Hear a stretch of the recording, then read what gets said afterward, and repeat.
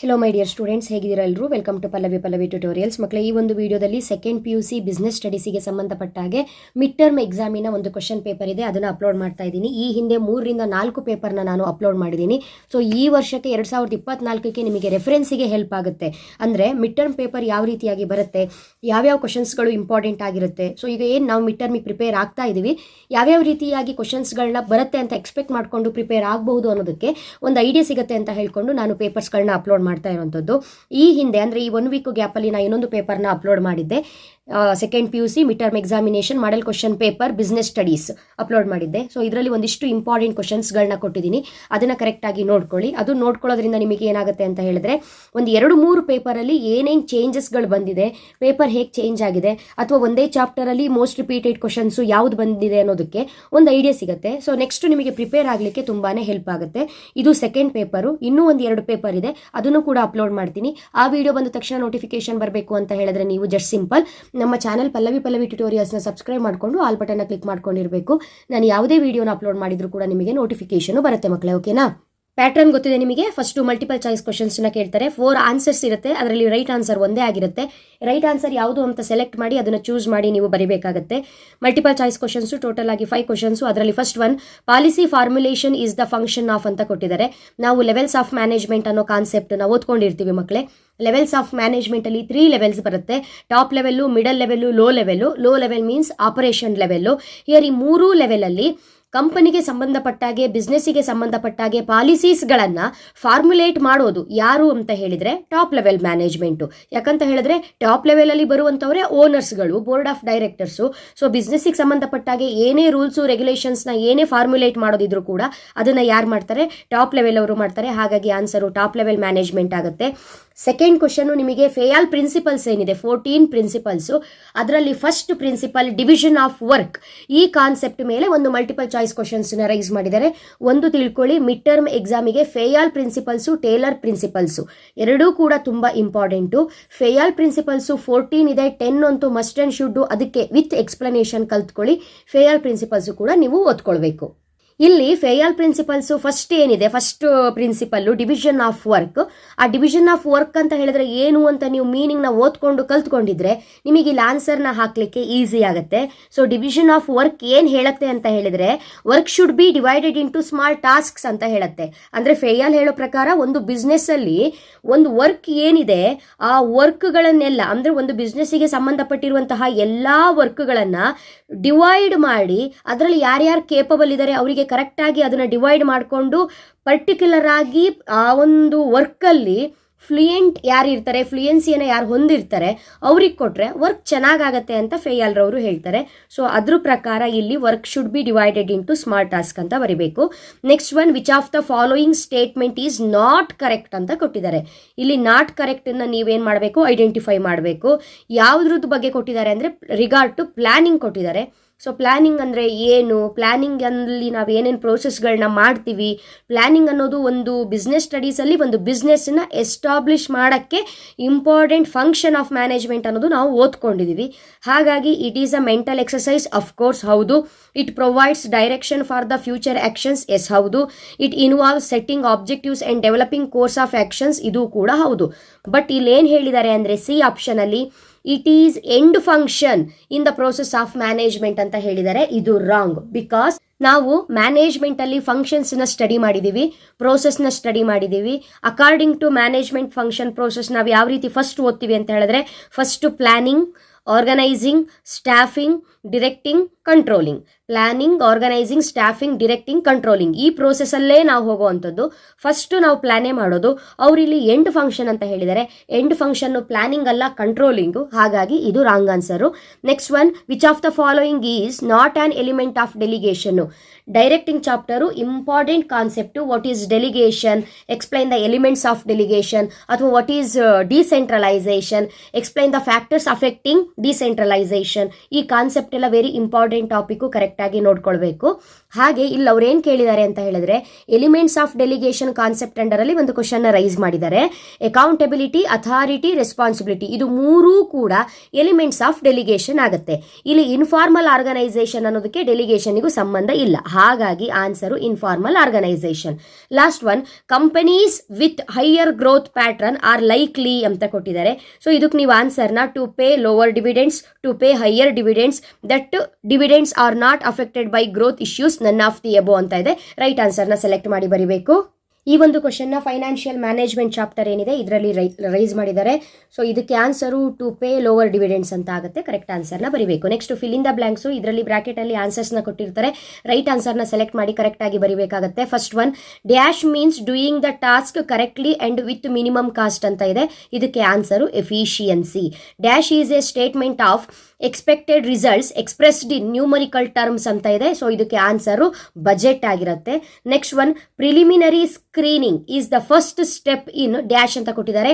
Selection process. Money required for carrying out business activities is called dash ಅಂತ ಕೊಟ್ಟಿದ್ದಾರೆ.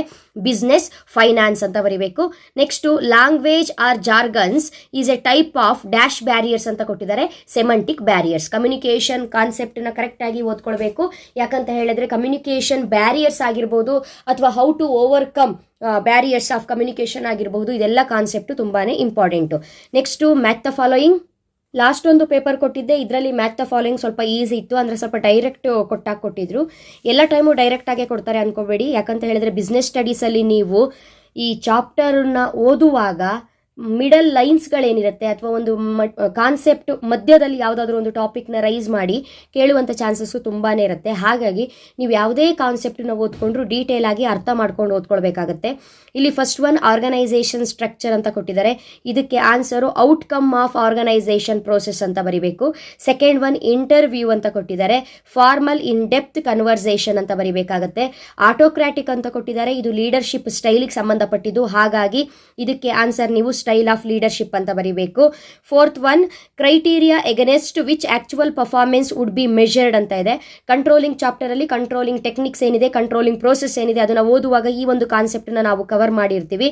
Actual ಪರ್ಫಾರ್ಮೆನ್ಸ್ನ ನಾವು standard performance ಜೊತೆಗೆ ಏನು ಮಾಡಬೇಕಾಗತ್ತೆ, ಕಂಪ್ಯಾರಿಸನ್ ಮಾಡಿಕೊಂಡು ವರ್ಕ್ ಹೇಗೆ ನಡೀತಿದೆ ಅನ್ನೋದನ್ನ ನಾವು ಫೈನಲೈಸ್ ಮಾಡಬೇಕಾಗತ್ತೆ.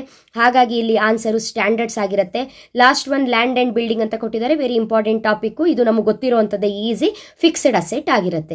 ಹಾಗಂತ ವರ್ಕಿಂಗ್ ಅಸೆಟ್ ಬಗ್ಗೆ ಕೇಳ್ಬೋದು, ಫಿಕ್ಸ್ಡ್ ಕ್ಯಾಪಿಟಲ್ ಬಗ್ಗೆ ಕೇಳ್ಬೋದು, ವರ್ಕಿಂಗ್ ಕ್ಯಾಪಿಟಲ್ ಬಗ್ಗೆ ಕೇಳ್ಬೋದು, ಫೈನಾನ್ಷಿಯಲ್ ಮ್ಯಾನೇಜ್ಮೆಂಟ್ ಬಗ್ಗೆ ಕೇಳ್ಬೋದು, ಬಿಸ್ನೆಸ್ ಫೈನಾನ್ಸ್ ಬಗ್ಗೆ ಕೇಳಬಹುದು.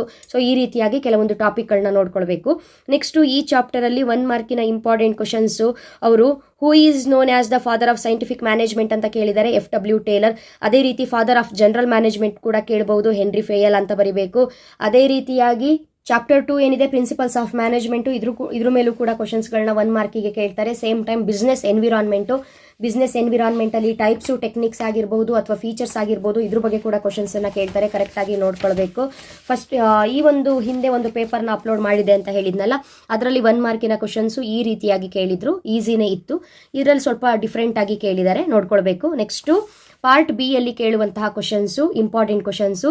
State any two organisational objectives of management, what is scalar chain, give the meaning of planning premises, write any two differences between functional and divisional structure, what is job rotation, state any two elements of communication process, limitations of controlling ಕೇಳಿದ್ದಾರೆ, dividend ಡಿಸಿಷನ್ನಿನ meaning ಕೇಳಿದ್ದಾರೆ, examples for convenience goods ಕೇಳಿದ್ದಾರೆ. Convenience goods, non convenience goods important ಅಂತ last time paper ಕೊಟ್ಟಾಗಲೇ ನಾನು ನಿಮಗೆ ಹೇಳಿದ್ದೆ. ಇದ್ರ ಜೊತೆಗೆ state any two reasons to emphasise the importance of consumer protection from consumer points of view ಅಂತಿದೆ, ಇದು ಕೂಡ ಇಂಪಾರ್ಟೆಂಟು. 2 ಮಾರ್ಕ್ಸ್ಗೆ ಇಂಪಾರ್ಟೆಂಟ್ ಕ್ವಶನ್ಸ್ಗಳನ್ನ ಕರೆಕ್ಟಾಗಿ ನೋಡ್ಕೊಳ್ಳಿ. ಇದಕ್ಕೆಲ್ಲ ಆನ್ಸರ್ಸ್ಗಳನ್ನ ನಾವು ಒಂದ್ಸಲ ಕೊಟ್ಟಿರೋದ್ರಿಂದ ಜಸ್ಟ್ ಕ್ವಶನ್ಸ್ ಮಾತ್ರ ಹೇಳ್ತಾ ಇದ್ದೀನಿ, ಇಲ್ಲ ಅಂತ ಹೇಳಿದ್ರೆ ವಿಡಿಯೋ ಲೆಂತಿ ಆಗುತ್ತೆ. ಇಲ್ಲಿ ಪಾರ್ಟ್ ಸಿ ಅಲ್ಲಿ ಒಂದಿಷ್ಟು ಕ್ವಶನ್ಸ್ಗಳಿದೆ, ಇದು ಇಂಪಾರ್ಟೆಂಟು. ಆಲ್ರೆಡಿ ನಾನು ಹೇಳಿದಾಗಲೇ ಟೇಲರ್ ಪ್ರಿನ್ಸಿಪಲ್ಸು, ಫೇಯಲ್ ಪ್ರಿನ್ಸಿಪಲ್ಸು ತುಂಬಾ ಇಂಪಾರ್ಟೆಂಟು. ಅದರ ಜೊತೆಗೆ ಇಲ್ಲಿ explain the 4 aspects of work study developed by Taylor ಅಂತ ಇದೆ, ಅದನ್ನು ನೀವು ನೋಡ್ಕೊಳ್ಬೇಕು. ಈ ಹಿಂದಿನ ಪೇಪರಲ್ಲೂ ಕೂಡ ಇದೇ ಕ್ವಶನ್ಸೇ ಇತ್ತು ನಿಮಗೆ. ಟೇಲರ್ಸಿನ ವರ್ಕ್ ಸ್ಟಡಿ ಏನಿತ್ತು, ಮೋಷನ್ ಸ್ಟಡಿ, ಫ್ಯಾಟಿಕ್ ಸ್ಟಡಿ ಏನಿತ್ತು, ಆ ಥರ 4 ಸ್ಟಡೀಸ್ಗಳನ್ನ ಬರಿಬೇಕಾಗತ್ತೆ. ನೆಕ್ಸ್ಟ್ ನಿಮಗೆ ಬಿಸ್ನೆಸ್ ಎನ್ವಿರಾನ್ಮೆಂಟಿನ ಇಂಪಾರ್ಟೆನ್ಸನ್ನ ಕೇಳಿದ್ದಾರೆ. ಹಿಯರ್ ಬಿಸ್ನೆಸ್ ಎನ್ವಿರಾನ್ಮೆಂಟ್ ಏನಿದೆ ಚಾಪ್ಟರ್ 3 ಅದರದ್ದು ಇಂಪಾರ್ಟೆನ್ಸ್ ಕೇಳಿದ್ದಾರೆ. ಇಂಪಾರ್ಟೆಂಟ್ ಇದು. ಲಾಸ್ಟ್ ಟೈಮು ನಿಮಗೆ ಕ್ವಶನ್ ಪೇಪರ್ ಕೊಟ್ಟಾಗ ಬಿಸ್ನೆಸ್ ಎನ್ವಿರಾನ್ಮೆಂಟಿನ ಡೈಮೆನ್ಷನ್ಸ್ ಕೇಳಿದರು. ಡೈಮೆನ್ಷನ್ಸ್ ಅಂತ ಹೇಳಿದ್ರೆ ಡಿಫ್ರೆಂಟ್ ಎನ್ವಿರಾನ್ಮೆಂಟ್ಸ್ ಏನಿದೆ ಅದನ್ನ ಬರೀಬೇಕು. ನೆಕ್ಸ್ಟ್ ಒನ್, ಇಲ್ಲಿ 2 ಕ್ವಶನ್ಸು ಕೂಡ ಬಂದಿದೆ. ಅಂದರೆ ಈ ಚಾಪ್ಟರಲ್ಲಿ 2 ಕ್ವಶನ್ಸು ರೈಸ್ ಆಗಿದೆ, ಕರೆಕ್ಟಾಗಿ ನೋಡ್ಕೊಳ್ಳಿ. Next, explain the importance of planning with any 4 points ಅಂತ ಇದೆ. ನೋಡಿ ಮಕ್ಕಳೇ, ಪ್ಲಾನಿಂಗ್ ಚಾಪ್ಟರಲ್ಲಿ ಪ್ಲಾನಿಂಗಿನ importance, planning features, planning advantages, planning disadvantages, ಅಲ್ಲಿ importance advantages both are same, ಕರೆಕ್ಟಾಗಿ ನೋಡ್ಕೊಳ್ಬೇಕು. ಟೈಪ್ಸ್ ಆಫ್ ಪ್ಲಾನಿಂಗು ಕೂಡ ನೋಡ್ಕೊಳ್ಬೇಕು. Internal sources of recruitment, external sources of recruitment staffing ಚಾಪ್ಟರಲ್ಲಿ ನೋಡ್ಕೊಳ್ಬೇಕು, ಇದು ಕೂಡ ಇಂಪಾರ್ಟೆಂಟು. ಕಂಟ್ರೋಲಿಂಗ್ ಪ್ರೋಸೆಸ್ಸು, ಇದು ಮಿಡ್ ಟರ್ಮಿಗೆ ಅಷ್ಟೇ ಅಲ್ಲ, ಆ್ಯನುವಲ್ ಎಕ್ಸಾಮಿಗೂ ಕೂಡ ಈ ಕ್ವಶನ್ ತುಂಬಾ ಇಂಪಾರ್ಟೆಂಟ್ ಆಗಿರುತ್ತೆ. ಹಾಗಾಗಿ ಕಂಟ್ರೋಲಿಂಗ್ ಇಂದು ಪ್ರೋಸೆಸ್ ಏನಿದೆ ಇದು ಕರೆಕ್ಟಾಗಿ ನೋಡ್ಕೊಳ್ಳಿ. ಫಸ್ಟ್ 4 ಸ್ಟೆಪ್ಸ್ ಹೇಳಿದ್ದಾರೆ, last step follow up action ಬೇಡ ಆಗುತ್ತೆ. ಬಟ್ ಆದರೂ ಕೂಡ 5ಗೆ ಸ್ಮಾಲ್ ಚಿಕ್ಕದಾಗಿ ಸ್ವಲ್ಪ ಎಕ್ಸ್ಪ್ಲನೇಷನ್ನ ಕೊಟ್ಟು ಬರೀರಿ. Explain any 4 factors affecting the fixed capital requirement ಅಂತ ಇದೆ.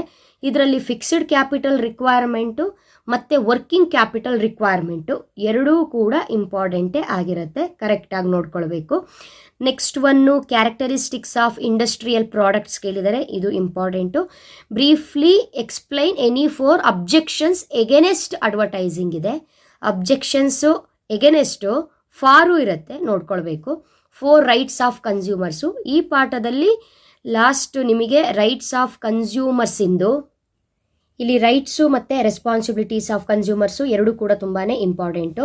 ನೆಕ್ಸ್ಟ್ ಪಾರ್ಟ್ ಡಿ ಯಲ್ಲಿ ಕೇಳುವಂತಹ 8 ಮಾರ್ಕ್ಸಿನ ಇಂಪಾರ್ಟೆಂಟ್ ಕ್ವಶನ್ಸು, ಮ್ಯಾನೇಜ್ಮೆಂಟ್ ಫಂಕ್ಷನ್ಸ್ ಆಗಿರಬಹುದು, ಮ್ಯಾನೇಜ್ಮೆಂಟ್ ಫೀಚರ್ಸ್ ಆಗಿರಬಹುದು, ಅಥವಾ management as an art and science, ಇದೆ 3 ಕಾನ್ಸೆಪ್ಟು ತುಂಬಾ important. State the advantages and disadvantages of formal organisation ಅಂತ ಇದೆ. Describe the steps involved in selection process ಅಂತ ಇದೆ. ಸೆಲೆಕ್ಷನ್ ಪ್ರೋಸೆಸ್ಸು, ಸ್ಟಾಫಿಂಗ್ ಪ್ರೋಸೆಸ್ಸು ಎರಡೂ ಕೂಡ ಇಂಪಾರ್ಟೆಂಟು. ಲಾಸ್ಟ್ ಪೇಪರಲ್ಲಿ ಸ್ಟಾಫಿಂಗ್ ಪ್ರೋಸೆಸ್ಸೇ ಇತ್ತು. Next, suggest the suitable measures to improve communication effectiveness ಅಂತ ಇದೆ, ಇದು ಕೂಡ important topic. Explain any 8 functions of marketing, ಇದು ಕೂಡ ತುಂಬಾ ಇಂಪಾರ್ಟೆಂಟ್. ನೆಕ್ಸ್ಟ್ ಮುಂದಿನ ವಿಡಿಯೋದಲ್ಲಿ ಮತ್ತೆ ಸಿಗ್ತೀನಿ. ಅಲ್ಲಿವರೆಗೂ ಚೆನ್ನಾಗಿ ಓದ್ಕೊಳ್ಳಿ. Thank you. All the best.